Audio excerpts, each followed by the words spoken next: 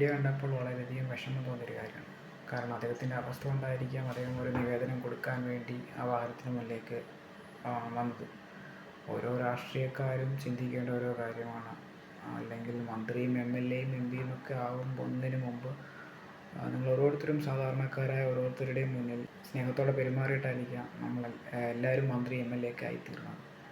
അപ്പോൾ ഇതുപോലെയുള്ള സാധാരണക്കാർ അവരുടെ ആവശ്യങ്ങളുമായി നിങ്ങളുടെ മുന്നിലേക്ക് വരുമ്പോൾ നിങ്ങളത് ചെയ്തു കൊടുക്കേണ്ടത് നിങ്ങളുടെ കടമയാണ്. ആ വണ്ടിയുടെ ഗ്ലാസ് ഒന്ന് താഴ്ത്തി അദ്ദേഹത്തിൻ്റെ നിവേദനം വാങ്ങി എന്താ വേണ്ട നടപടികൾ ഞാൻ ചെയ്തോളാം എന്ന് പറയേണ്ട ഒരു മര്യാദ കാണിക്കേണ്ടതായിരുന്നു. അത് കാണിച്ചിരുന്നുവെങ്കിൽ വളരെയധികം ഒരു സന്തോഷം തോന്നിയവരായിരിക്കും.